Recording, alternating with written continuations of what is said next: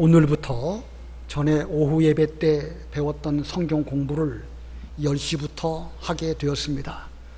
얼마 동안 이렇게 될지는 잘 모르겠지만 모든 일들이 다 정상화될 때에 그때는 이제 오후 예배 시간에 하겠지만 앞으로 얼마 동안은 10시 이 시간에 오후 예배 때 했던 성경 공부를 하고자 합니다.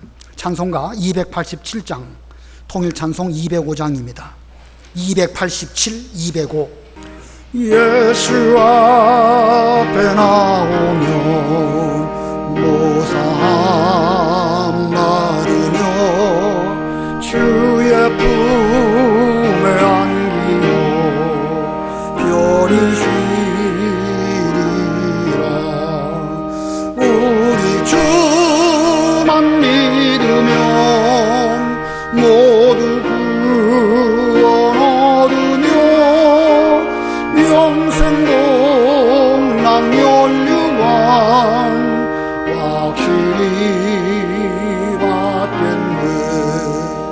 예수 앞에 나와서 은총을 받으며 마음의 기쁨 넘치고 감사하리라. 우리 주만 믿으면 모두 구원 얻으며 영생공락 멸류관 확실히 받겠네. 예수 앞에 설 때에 이 옷을 입으며 밝고 빛난 내 집에 길이 살리라. 우리 주만 믿으면 모두 구원 얻으며 영생공락 멸류관 확실히 받겠네. 하나님 말씀 열왕기상 19장 8절입니다. 열왕기상 19장 8절.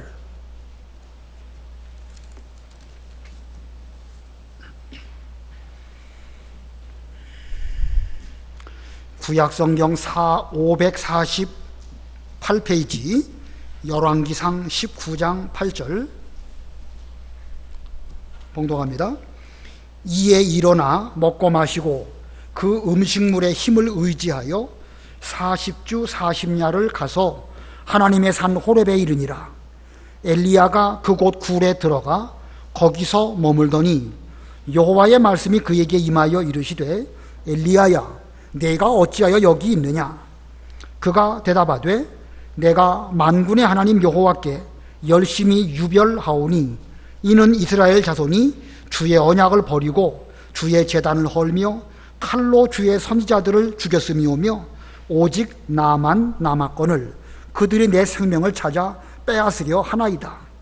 여호와께서 이르시되 너는 나가서 여호와 앞에서 산에 서라 하시더니 여호와께서 지나가시는데 여호와 앞에 크고 강한 바람이 산을 가르고 바위를 부수나 바람 가운데에 여호와께서 계시지 아니하며 바람 후에 지진이 있으나 지진 가운데에도 여호와께서 계시지 아니하며 또 지진 후에 불이 있으나 불 가운데에도 여호와께서 계시지 아니하더니 불 후에 세미한 소리가 있는지라. 엘리야가 듣고 겉옷으로 얼굴을 가리고 나가 굴 어귀에 서매 소리가 그에게 임하여 이르시되 엘리야야 내가 어찌하여 여기 있느냐. 그가 대답하되 내가 만군의 하나님 여호와께 열심히 유별하오니 이는 이스라엘 자손이 주의 언약을 버리고 주의 제단을 헐며 칼로 주의 선지자들을 죽였음이오며 오직 나만 남았거늘 그들이 내 생명을 찾아 빼앗으려 하나이다. 여호와께서 그에게 이르시되 너는 내 길을 돌이켜 광야를 통하여 다메섹에 가서 이르거든 하사엘에게 기름을 부어 아람의 왕이 되게 하고 너는 또 님시의 아들 예후에게 기름을 부어 이스라엘의 왕이 되게 하고 또 아벨 무홀라 사밧의 아들 엘리사에게 기름을 부어 너를 대신하여 선지자가 되게 하라. 하사엘의 칼을 피하는 자를 예후가 죽일 것이요 예후의 칼을 피하는 자를 엘리사가 죽이리라. 그러나 내가 이스라엘 가운데에 7,000명을 남기리니 다 바알에게 무릎을 꿇지 아니하고 다 바알에게 입 맞추지 아니한 자니라. 거기까지 몽롱합니다. 오늘 본문을 보면 선지자 엘리야가 호렙산에 이르러 하나님의 세미한 음성을 듣고 그 시대에 자기가 해야 할 일이 무엇인지를 그 사명을 발견한 내용입니다. 그래서 오늘 제목은 엘리야의 사명 발견입니다. 엘리야의 사명 발견. 이 말씀을 이해하려면 우리는 이 말씀, 이 당시의 역사 속으로 우리가 들어가야 할 것이고, 그리고 그 말씀을 오늘날 우리에게 적용해서 하나님께서 오늘날 저와 여러분 각각에게 주시는 사명이 무엇인지를 우리가 발견해야 할 것입니다. 자, 이 엘리야는 솔로몬 이후 약 100년쯤 지나서 이 아합이라고 하는 왕이 북쪽 이스라엘을 다스릴 때의 선지자입니다. 솔로몬 이후 100년 지나갔고, 이스라엘 역사 가운데 가장 악한 왕을 꼽으라고 하면 일반적으로 아합을 꼽을 수 있는데, 그 악한 시대에 이 엘리야는 하나님의 선지자로 특별히 북쪽 이스라엘에게 주의 말씀을 외친 이런 훌륭한 선지자입니다.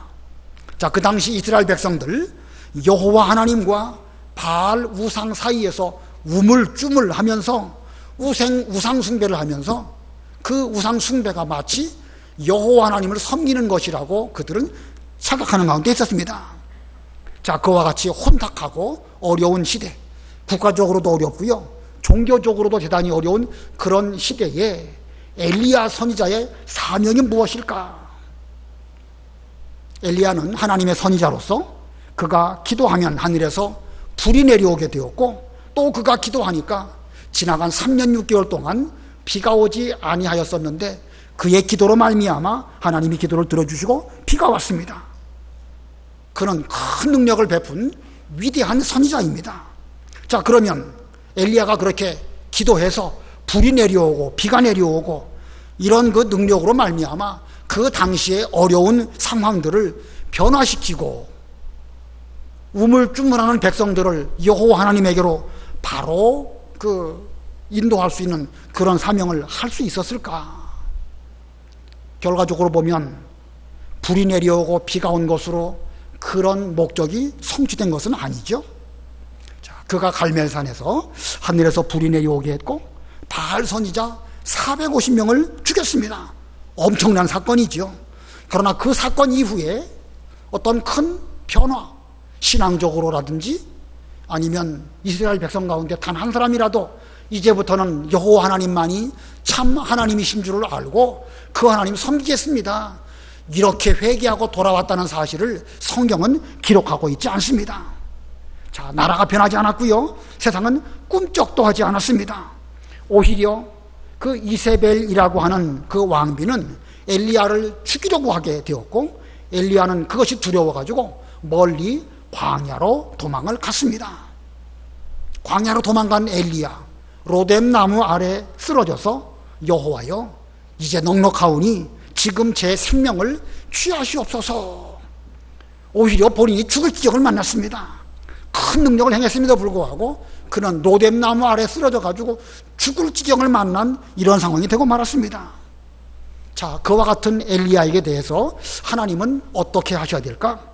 엘리야가 원하는 대로 내 생명을 지금 취하시옵소서라고 했으니까 내 소원대로, 엘리야가 얼마나 기도하는 사람입니까? 그가 기도하면 불이 내려오고 그가 기도하면 비가 왔으니까 내 생명을 취하시옵소서라고 말할 때에 그만 그냥 덜컥 그 생명을 하나님이 데려가시면 어떻게 될까요? 자, 하나님께서는 비록 그가 그와 같은 능력으로 말미암아 세상이 변하지는 않았을지라도 엘리야에게는 앞으로 선지자로서 해야 할 사명이 있음을 일깨워 주셨습니다. 본문 15절로 16절 읽어보세요. 15절. 여호와께서 그에게 이르시되 너는 내 길을 돌이켜 광야를 통하여 다메섹에 가서 이르거든 하사엘에게 기름을 부어 아람의 왕이 되게 하고 너는 또 님시의 아들 예후에게 기름을 부어 이스라엘의 왕이 되게 하고 또 아멘무홀라 사밧의 아들 엘리사에게 기름을 부어 너를 대신하여 선지자가 되게 하라. 예, 너는 내 길을 돌이키라는 거예요.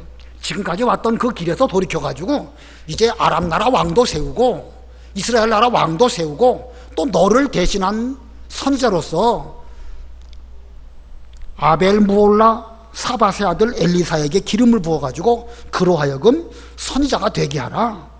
예, 특별히 왕들 세우는 것도 중요하지만 믿음의 계대를 잇기 위해서 이 엘리사로 하여금 장차 너를 대신한 선지자가 되도록 하면서 선지자의 계대가 끊어지지 않도록 하여라.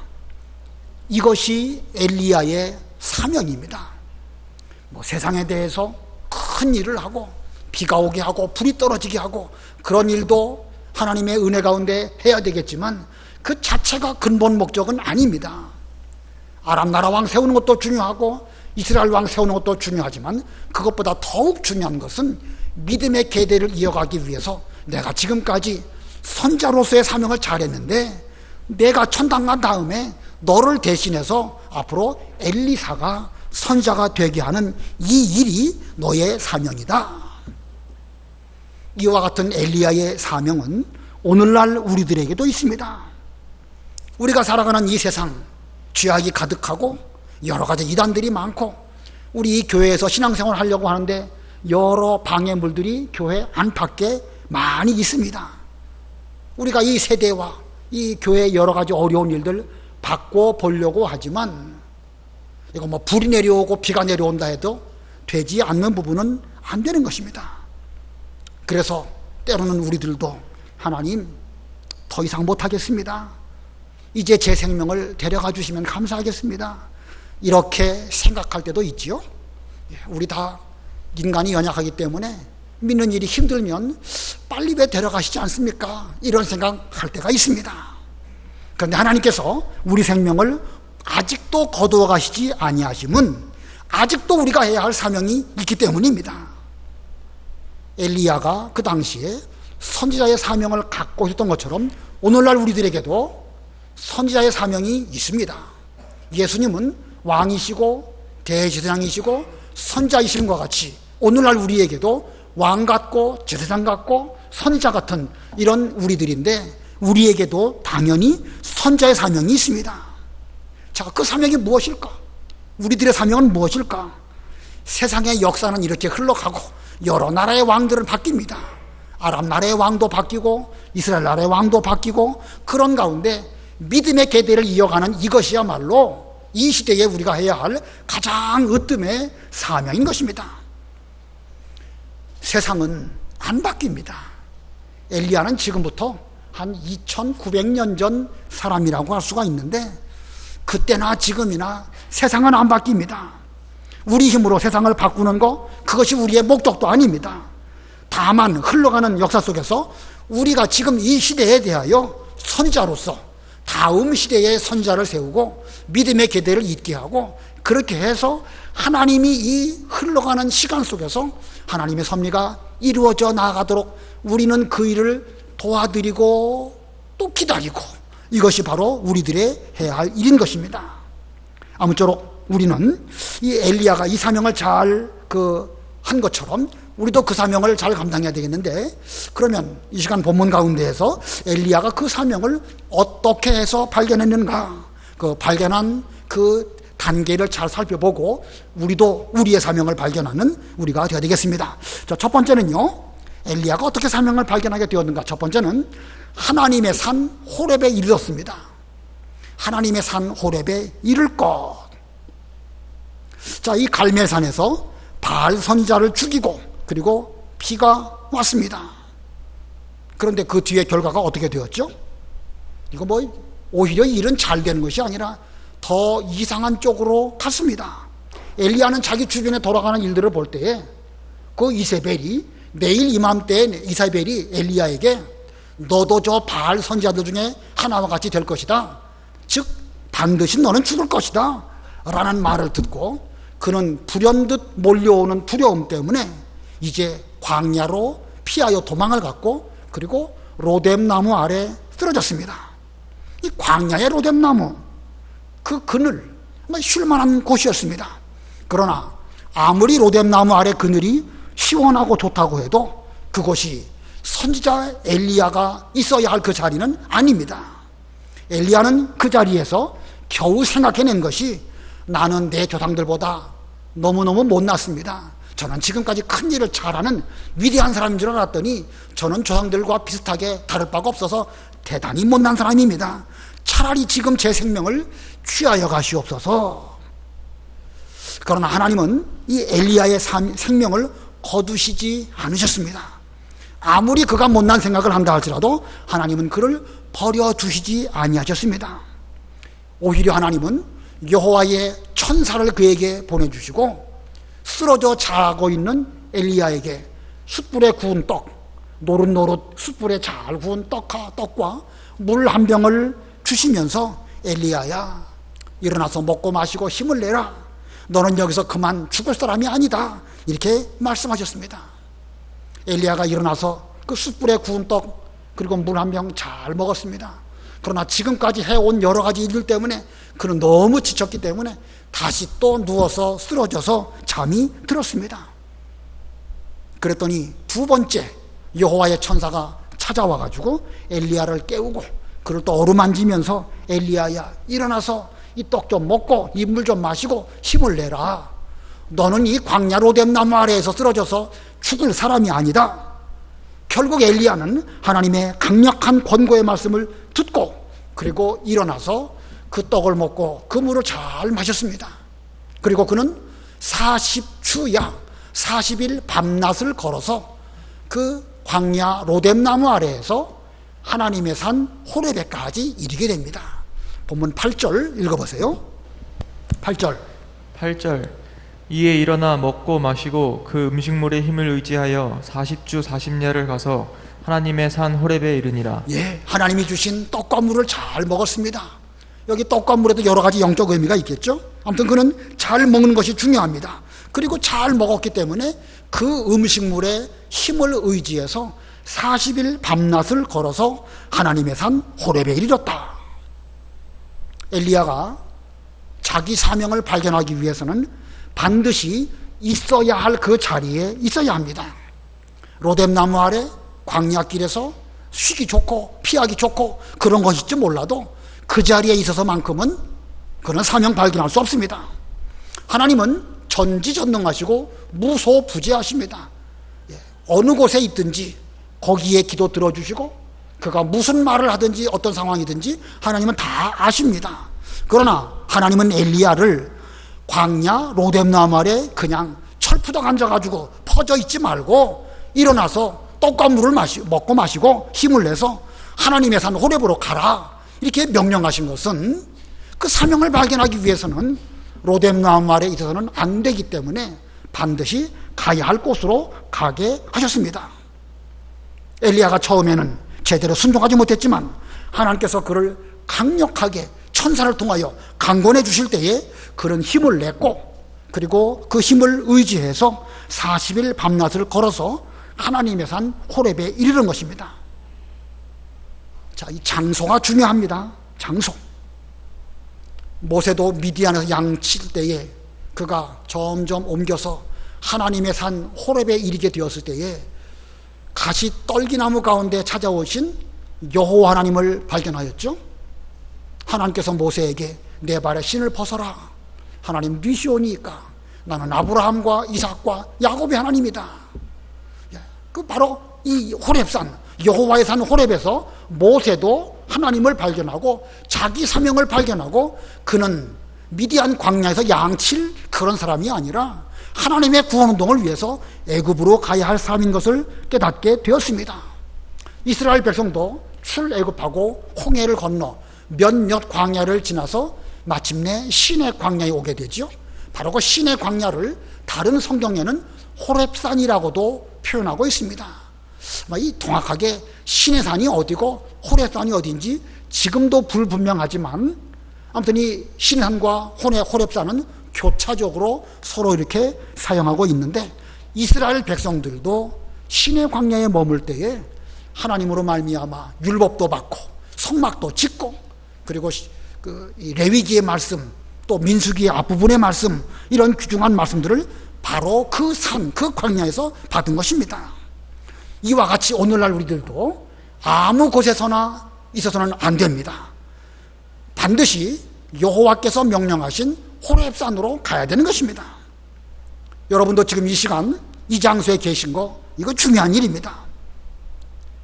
엘리야가 40일 밤낮을 걸어서 그 호렙산에 온 것처럼 우리가 이 자리에 오기 위해서 정말 수없이 많은 어려운 일을 겪지 아니하면 올 수 없지만, 올 수 없는 가운데 온 거, 이것이 우리가 사명을 발견하는 첫 번째 단계이고 하나님 앞에 은혜를 받는 아주 중요한 첫 발자국인 것입니다. 자, 두 번째, 어떻게 해서 엘리야가 사명을 발견하게 되었는가? 두 번째는 자기 굴에서 나가서 여호와 앞에 설 것입니다. 자기 굴에서 나가서 여호와 앞에 선다. 엘리야가 여호와의 산 호렙에 이르러서 그곳에 있는 어떤 굴에 들어가서 거기서 머물렀습니다. 그가 어느 굴에 들어갔다 하는 그 말씀을 보면 아마도 정확한 것은 아니겠지만 엘리야는 전부터 그곳에 종종 와서 기도하고 그 굴에서 하나님을 만나는 그런 생활을 하지 않았을까라고 생각이 듭니다. 자, 9절 읽어보세요. 9절.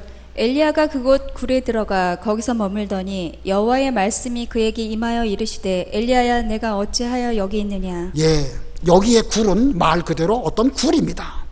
엘리야는 기도하는 사람으로서 기도하기 좋은 굴을 발견하고 그 굴에 들어가서 지금까지 거기서 기도하며 하나님 말씀을 들으며 여러 가지 일들을 하지 않았을까? 그런데 본문의 굴은 분명 굴이긴 굴이지만 본문의 여러 가지 문맥으로 볼 때에 상징적인 의미가 있습니다. 이제 뒷부분에 가면 바람, 불, 지진, 이런 것들도 다 상징적인 의미가 있죠. 세미한 소리, 그 소리가 단순히 우리 귀에 들리는 소리일 뿐만 아니라 하나님의 음성이고 그 하나님의 그 말씀에도 상징적 의미가 있는 것처럼 굴도 상징적 의미가 있는 것입니다. 그리고 굴이 상징하는 바가 무엇일까? 자, 굴 속에서 기도하는 엘리야에게 하나님께서 질문하십니다. 엘리야야, 내가 어찌하여 여기 있느냐? 이게 무슨 뜻이죠? 너는 지금까지 어찌하다가 여기까지 왔느냐?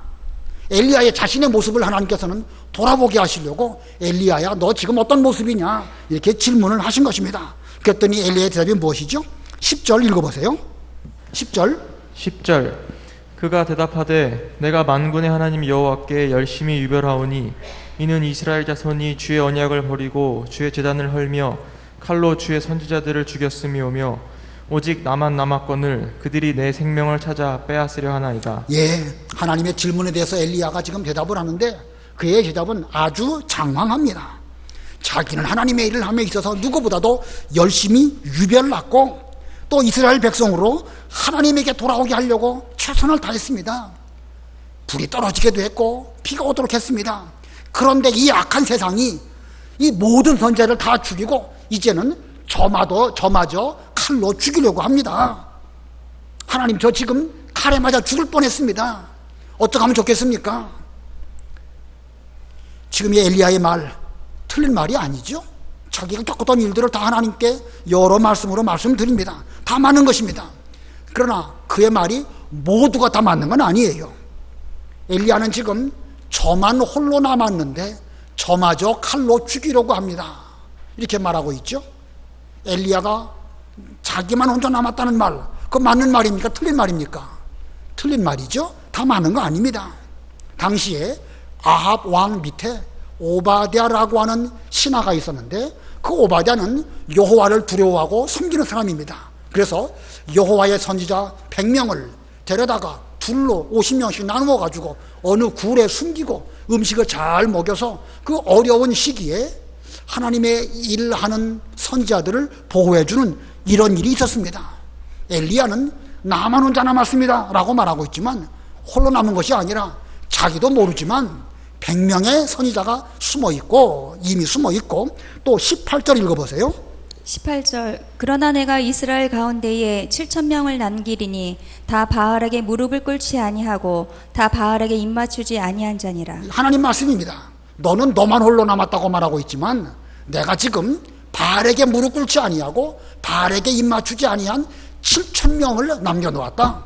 너 혼자 남았다고 걱정하지 말아라. 너 말한 건 틀렸다. 이런 뜻으로 하나님께서 18절의 말씀을 하신 것입니다.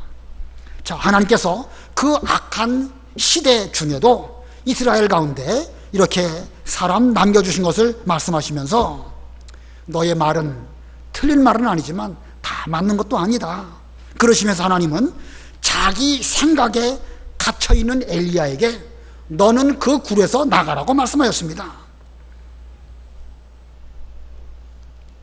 몇 절에 11절 보면은요, 여호와께서 이르시되 너는 나가서 여호와의 앞에서 산에 서라. 지금 굴 속에 있는데, 굴 안에 있는데 거기 굴에 있지 말고 나가서 여호와 앞에서 산에 서라. 이렇게 명령을 하십니다. 이 엘리야가 들어가 있는 굴, 어느 면에서 보면 기도하는 장소고 은혜 받는 장소고 지금까지 수고 많이 했던 그런 장소이지만 그 굴은 곧 자기 생각을 상징합니다. 자기 생각의 틀, 자기의 고정관념, 거기에 꽉 갇혀가지고 나는 지금까지 잘했습니다. 열심히 유별납니다. 저들이 나도 죽이려고 합니다. 부분적으로 맞지만 다 맞는 거 아닙니다. 이렇게 자기 생각의 틀, 이것이 그 엘리야의 입장에서 보았을 때는 대단히 위험한 것입니다. 지금 돌아가는 상황, 지금 돌아가는 여러 가지 일들 가운데서 올바로 분별하려고 해도 본인이 자기 생각의 고정관념 속에 들어가 있으면 누가 뭐라고 해도 생각 안 바뀝니다. 심지어 오늘 본문에 하나님께서 그에게 일깨워 주셨다 할지라도 끝내 자기 생각을 버리지 못한 엘리야를 우리는 발견합니다. 본문 13절 14절 우리 다 같이 합독하겠습니다. 13, 14 시작. 엘리야가 듣고 겉옷으로 얼굴을 가리고 나가 굴 어귀에 섬에 소리가 그에게 임하여 이르시되 엘리야야 내가 어찌하여 여기 있느냐. 그가 대답하되 내가 만군의 하나님 여호와께 열심히 유별하오니 이는 이스라엘 자손이 주의 언약을 버리고 주의 제단을 헐며 칼로 주의 선자들을 죽였음이오며 오직 나만 남았거늘 그들이 내 생명을 찾아 빼앗으려 하나이다. 지금 엘리야가 하나님 말씀을 듣고 사명도 말씀해 주시는 이런 가운데 있었는데 다시 또 하나님이 그에게 물으시지요. 내가 어찌 여기 있느냐. 그랬더니 또 아까 그 했던 그 말을 똑같이 말하고 있습니다. 이게 뭘 말하는 것이죠? 엘리야는 지금 자기 생각의 틀 속에 갇혀 있어가지고 도무지 다른 것을 생각하지 못하는 이런 가운데 있는 것입니다. 그래서 굴에서 나와 여호와의 산에 서라 하시는 말씀은 자기의 고정관념을 버리고 하나님 앞에 너 자신을 세워놓고 너는 어떤 사람인지 하나님 앞에서 너 자신을 바라보라는 것입니다. 지금 이스라엘 백성들이 바알 우상, 아세라 우상 이런 우상들을 섬기고 있지만 그런 의미로 볼 때에 엘리야의 우상은 무엇이지요? 자기입니다. 엘리야의 우상은 자기입니다. 자기 생각에 꽉 갇혀가지고 저만 홀로 남았습니다. 저는 지금까지 열심히 한다고 했는데 이거 뭐 이 모양입니다. 하나님 차라리 저를 죽여주시옵소서. 이게 좀 엘리야가 자기 생각이 우상이 되어가지고 거기서 벗어나지 못하는 가운데 있습니다. 이만큼 자기 생각이 위험한 것입니다. 자, 엘리야의 마음속에 있는 자기 생각의 우상 그렇게 쉽게 깨어뜨릴 수가 없습니다. 지금 저와 여러분이 주일을 맞이해서 하나님의 산 호렙에 온 것처럼 우리가 이 장소에 오셨습니다. 그런데 지금 이 순간 저도 여러분도 자기 생각의 틀 안에 갇혀 있고 그것을 깨뜨리지 못한다고 하면 우리 역시도 자기 사명 발견할 수 없습니다. 아무리 선지자를 통해서 말해 주어도 심지어 하나님께서 우리에게 직접 찾아오셔서 하나님의 음성으로 세미한 소리를 말씀해 주셔도 우리는 하나님의 그 음성은 제대로 이해할 수도 없고 자기 사명 발견할 수 없는 것입니다. 이만큼 자기 생각이 무서운 것입니다. 그래서 아까 그 15절에 여호와께서 그에게 이르시되 너는 내 길을 돌이켜 광야를 통하여 다메섹으로 가서 여기 돌이키라는 말씀은 지금까지 걸어왔던 그런 가운데에서 회개하고 돌이켜서 내 생각을 철저하게 버리고 아람에 가고 이스라엘 왕에게로 또 가고 엘리사를 세우고 이런 말씀을 하신 것입니다. 아무쪼록 오늘날 우리도 우리 자신의 동굴에서 나와서 하나님 앞에 자기 자신을 세워놓고 자신을 제대로 보고 제대로 발견하는 이런 우리가 되야 되겠습니다. 그 다음에 세 번째는 사명을 발견하기 위한 세 번째는 세미한 소리를 들어야 됩니다. 세미한 소리를 들을 것. 그런데 그 세미한 소리를 듣기 위해서 바람, 지진, 풀 이런 것들이 다 지나간 뒤에 있는 세미한 소리를 들으라고 말씀하였습니다. 11절부터 13절 읽어보세요.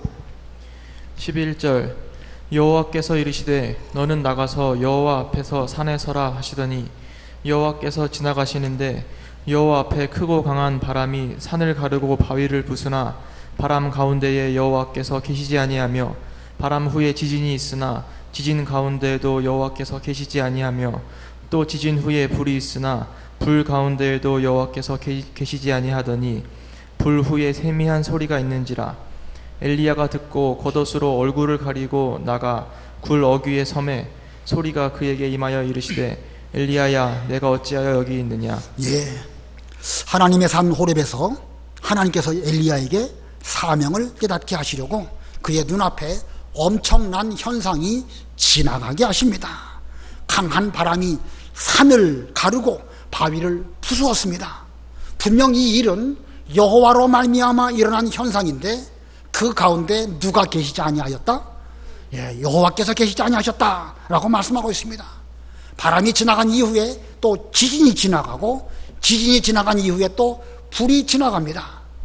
이런 그 지진, 불, 이 모든 것들도 여호와로 말미암아 일어난 현상이지만 그 가운데 그 안에 여호와께서 계시지 아니하셨다. 이것은 무엇을 의미할까?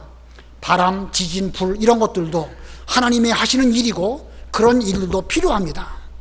역사가 흘러가면서 하나님의 구원운동에 그런 일도 필요합니다. 그러니까 엘리야가 기도해서 불도 내리고 비도 내리고 뭐 바알 선지자 450명 죽이기도 하고 큰 일이죠. 그런 일들도 엘리야 선지자로서 그 시대에 마땅히 해야 할 일입니다. 그러나 궁극적으로 뭘 말씀하느냐? 그 중에 여호와께서 계시지 아니하셨다. 예, 그 일 자체가 하나님의 목적이 아니셨다. 그런 뜻입니다. 그 모든 일들이 다 지나가고 잠잠해졌습니다. 잠잠해졌을 때에 아주 가늘고 들릴락 말락하는 그 아주 작은 소리, 미세한 소리가 들렸는데 그것은 여호와의 목소리였습니다. 여호와께서 말씀하시기를 엘리야야 어찌하여 여기 있느냐. 엘리야야 어찌하여 내가 여기 있느냐. 너는 너의 사명이 무엇이라고 생각하느냐. 너는 지금까지 무엇을 했고 앞으로 무엇을 하려고 지금 이 자리에 있다고 너는 생각하느냐. 자, 이 세미한 소리는 엘리야로 하여금 다시 자기를 돌아보도록 하시는 그런 말씀입니다. 그리고 이어서 하나님은 그에게 사명 말씀하십니다.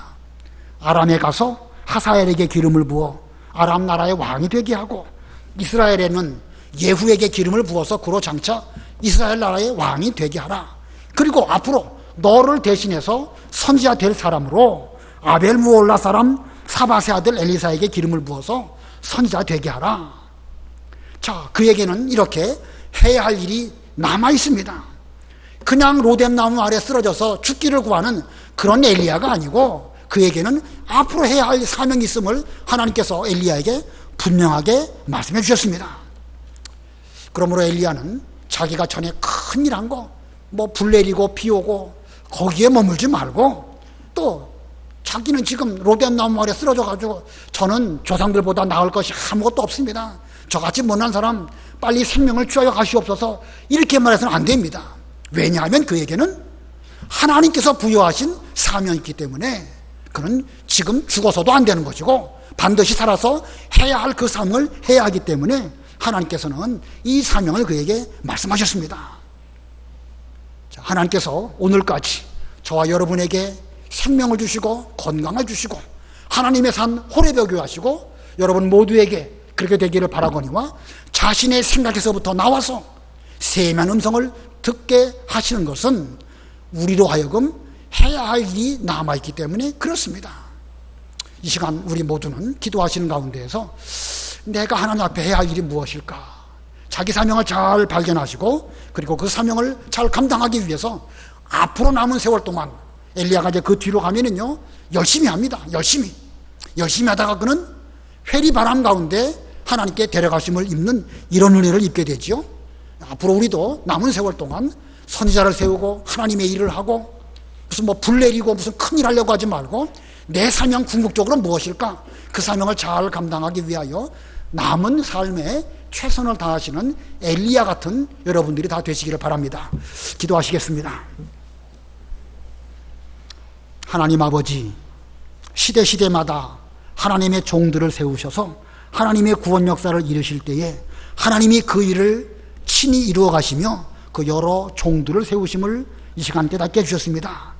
엘리야 시대의 엘리야를 하나님의 종으로 세우셔서 하나님의 일을 잘 감당케 하시다가 또 그 이후에는 엘리사를 세우셔서 또한 하나님의 일을 하신 하나님 아버지, 이 시대에 우리 명륜교회 모든 성도님들을 하나님께서 친히 세우시고 은혜를 주시고 건강과 시간을 주시고 오늘 이렇게 호렙산에 올라온 것과 같이 있어야 할 그 장소에 있게 하셔서 우리로 하여금 자기 생각에서부터 나와서 하나님의 세미한 음성을 듣게 하시는 은혜를 진심으로 감사합니다.